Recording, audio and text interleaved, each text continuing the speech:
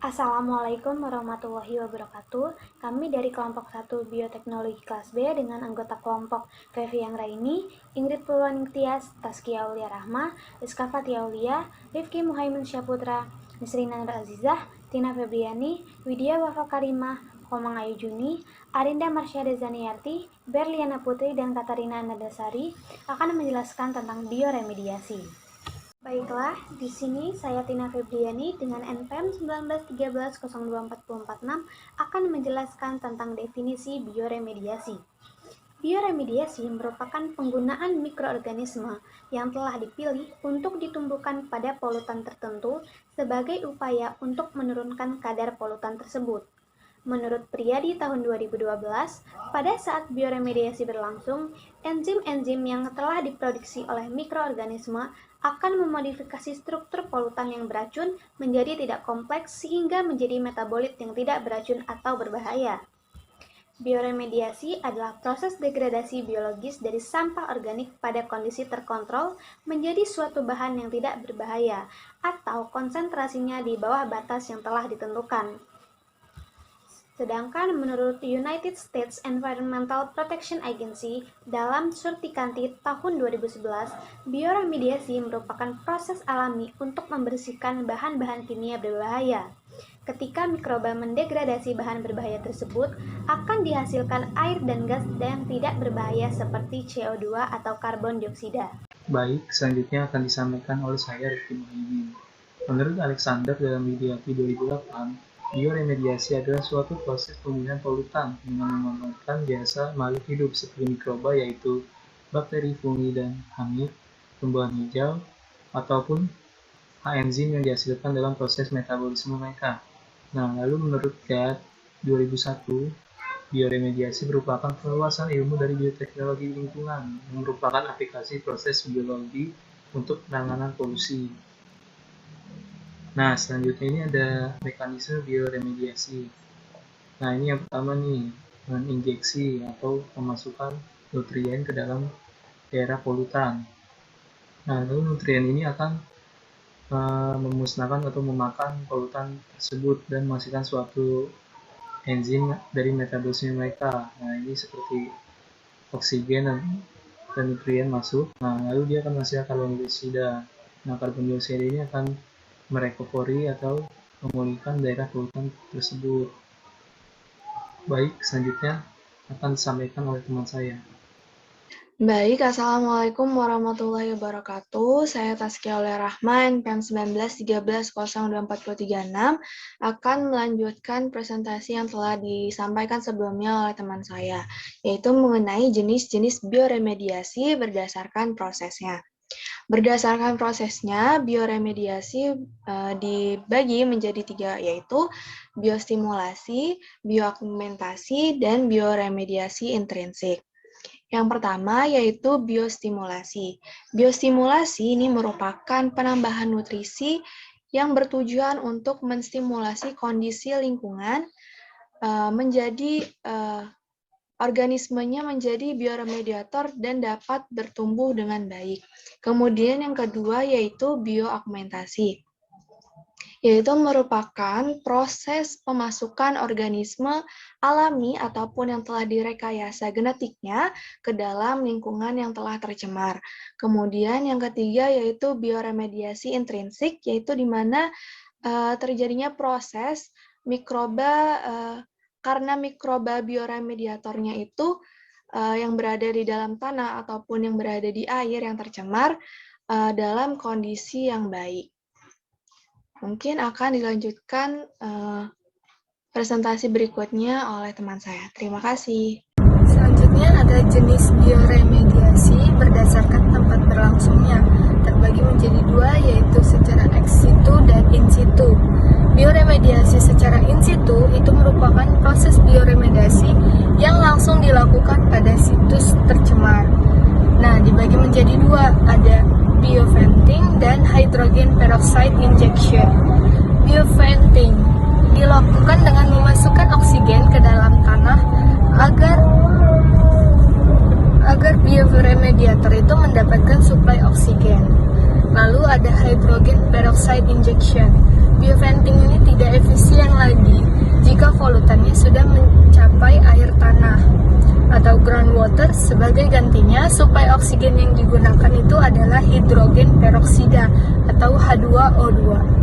Lalu ada bioremediasi secara ex situ yang dilakukan dengan pemindahan media tercemar ke lokasi perawatan yang terbagi menjadi dua. Ada land farming, yaitu teknik ini digunakan pada bioremediasi tanah. Tanahnya diangkut dari tempat tercemar ke lokasi perawatnya.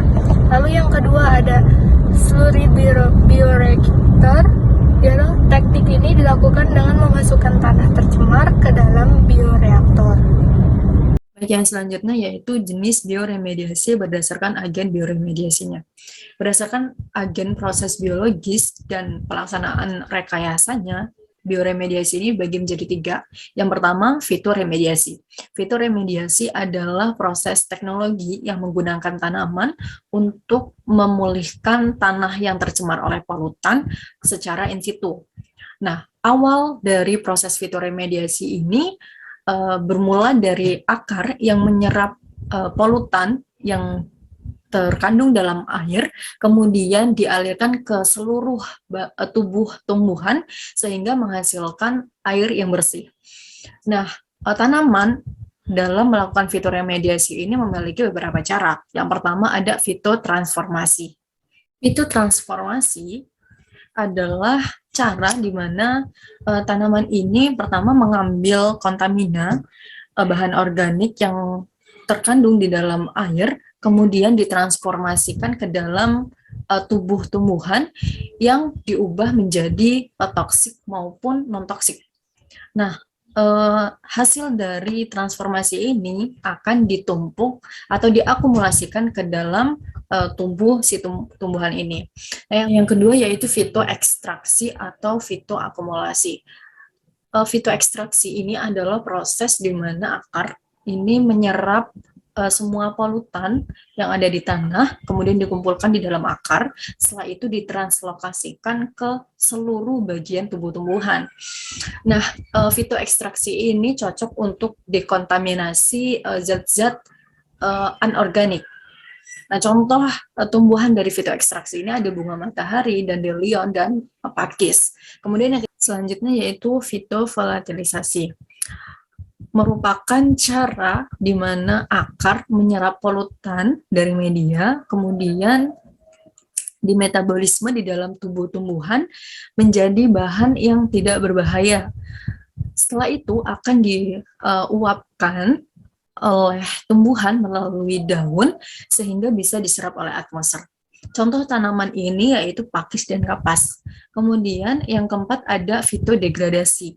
Nah, fitodegradasi ini adalah cara di mana akar menyerap polutan dari media, kemudian di metabolisme di dalam tubuh tumbuhan menjadi bahan yang tidak berbahaya dan digunakan untuk pertumbuhan dari tumbuhan itu sendiri. Contohnya ada tanaman rumput-rumputan.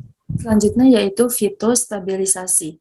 Jika cara-cara yang sebelumnya, bahan polutan ini perlu diserap terlebih dahulu ke dalam tubuh tumbuhan. Nah, pada cara fitostabilisasi ini, bahan polutan ini tidak diserap terlebih dahulu, tetapi hanya dikumpulkan di sekitar area akar yang kemudian akan diikat erat seperti itu hingga membentuk endapan sehingga tidak dapat terbawa oleh aliran air.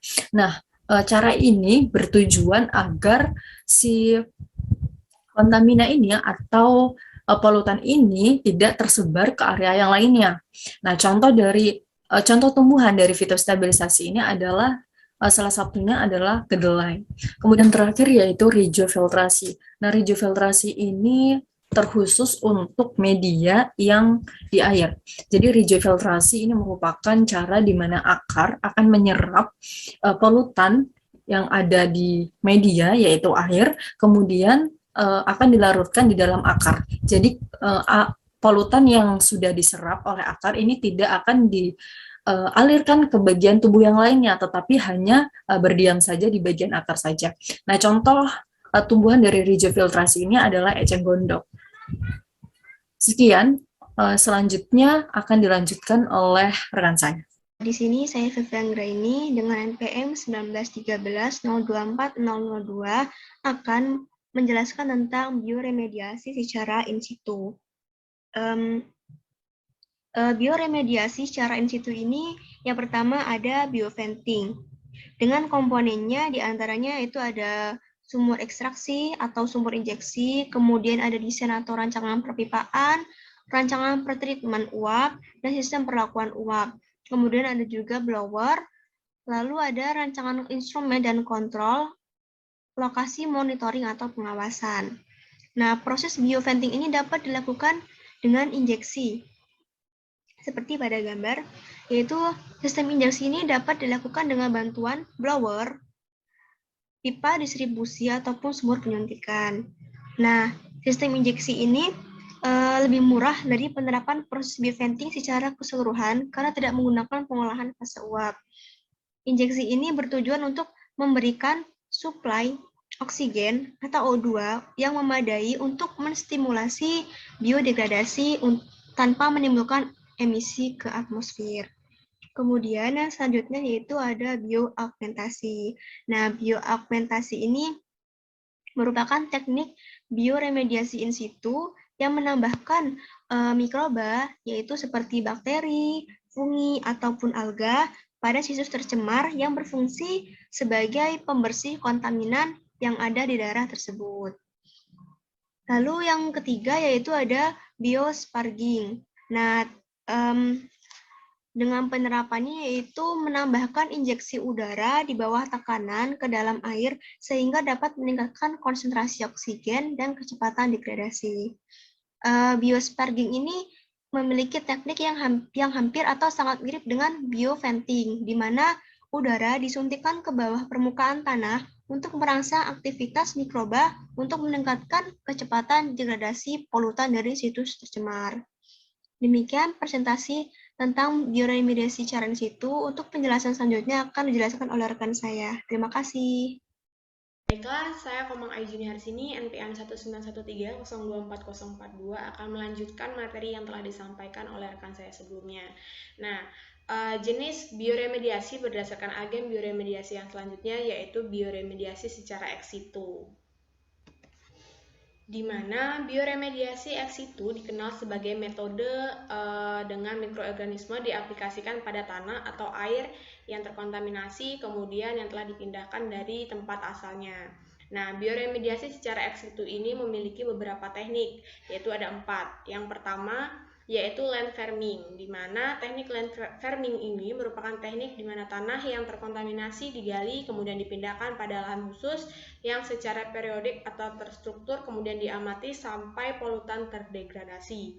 Kemudian teknik yang kedua yaitu composting, di mana composting merupakan teknik yang melakukan kombinasi antara tanah terkontaminasi dengan tanah yang mengandung pupuk atau senyawa organik yang dapat meningkatkan populasi mikroorganisme.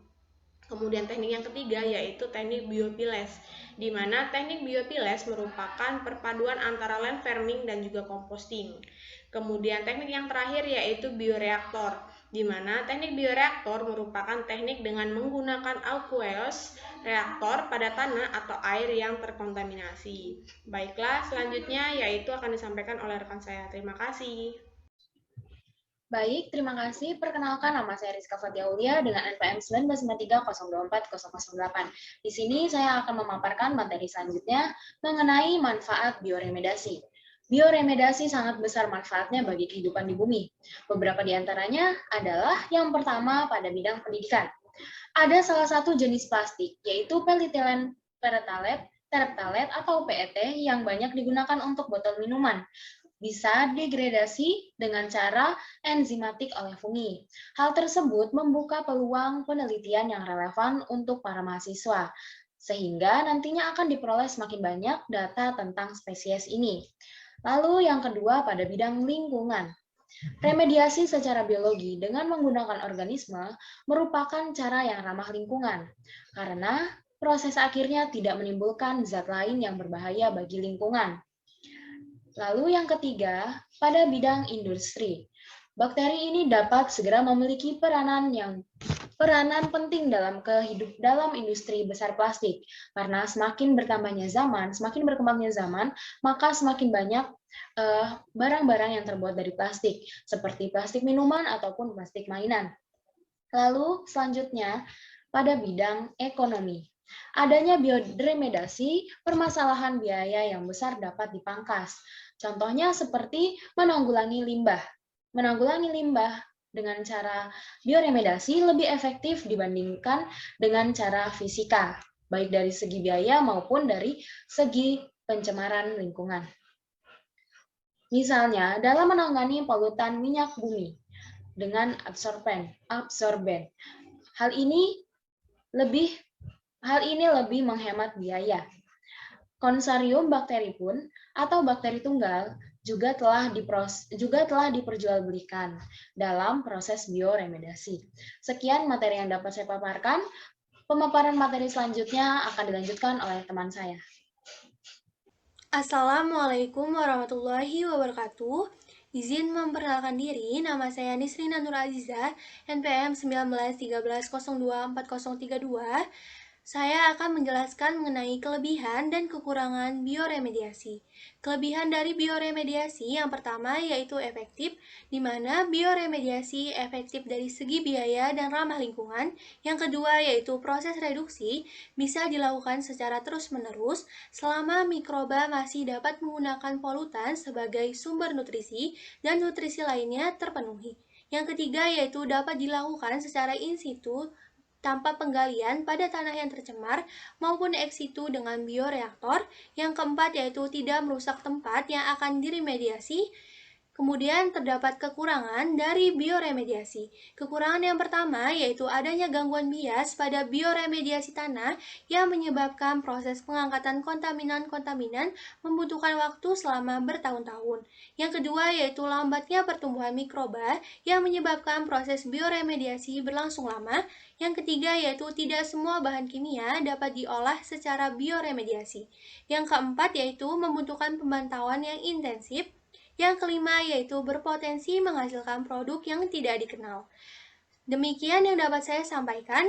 Materi selanjutnya akan disampaikan oleh rekan saya. Terima kasih.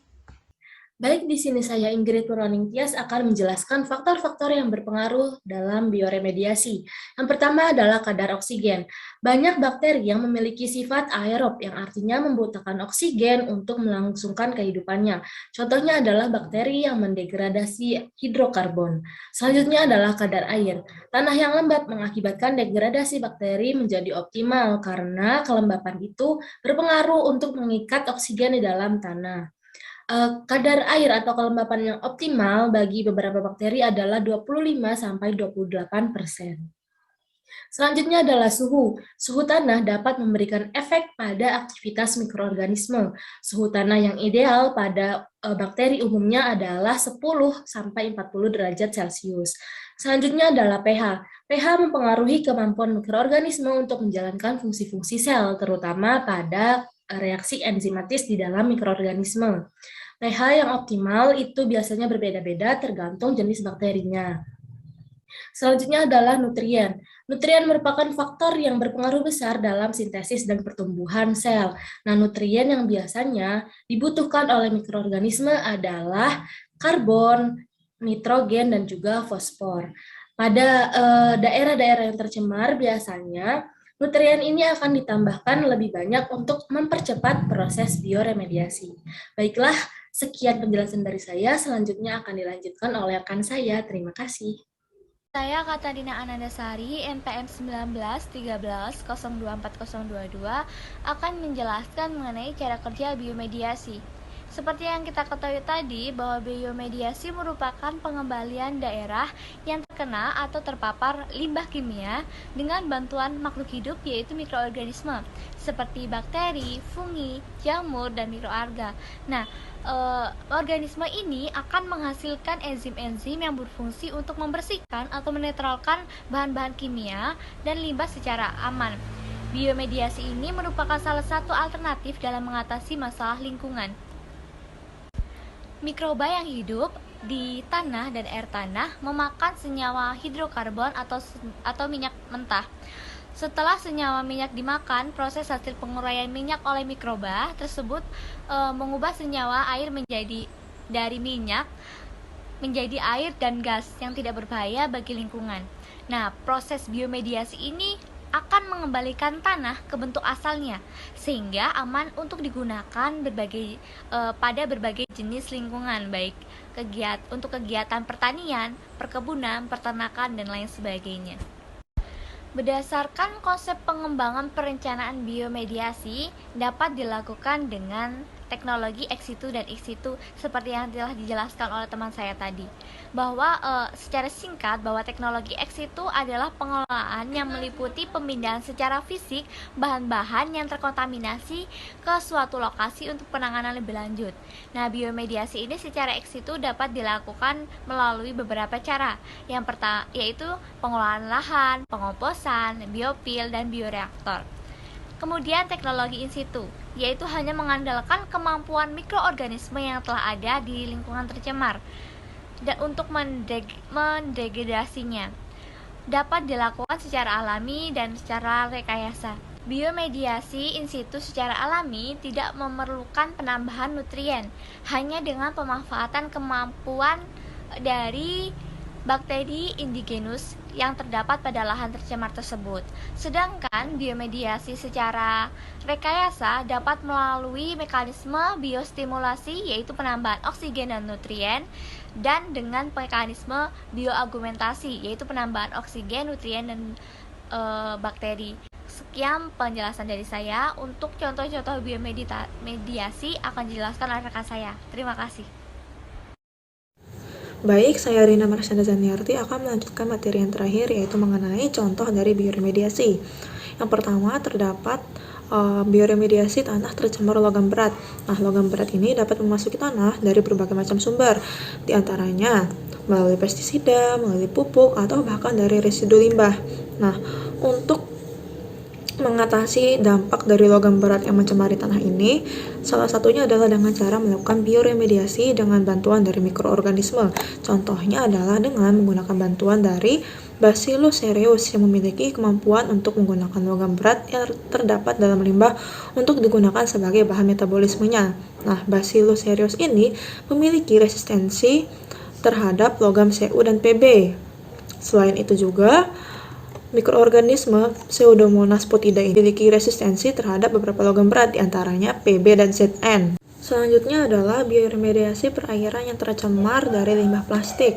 Nah, tersebarnya limbah plastik ke lingkungan ini tidak terlepas dari penggunaan plastik sekali pakai, plastik dari kemasan makanan, ataupun minuman.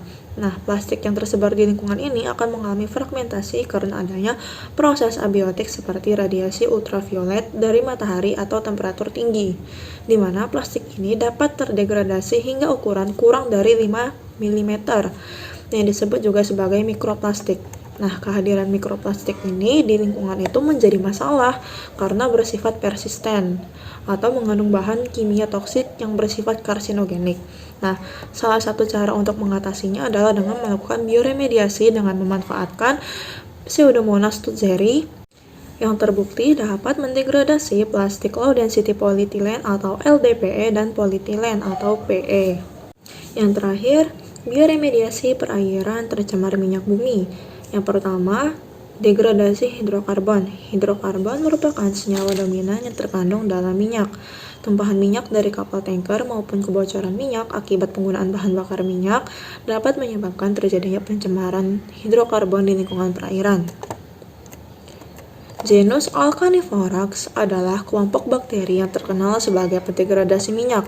Darmayati pada tahun 2008 telah melaporkan bahwa bakteri genus Alcanivorax XP dari Teluk Jakarta memiliki kemampuan dalam mendegradasi hidrokarbon. Dan yang terakhir, bioadsorpsi logam berat. Logam berat seperti Hg2+, Pb2+, dan Cd2+, merupakan logam yang termasuk dalam daftar polutan US EPA karena sifatnya yang non-biodegradable dan toksik. Bakteri laut relatif tahan terhadap kadar merkuri yang tinggi, biasa disebut dengan bakteria highly resistant to mercury.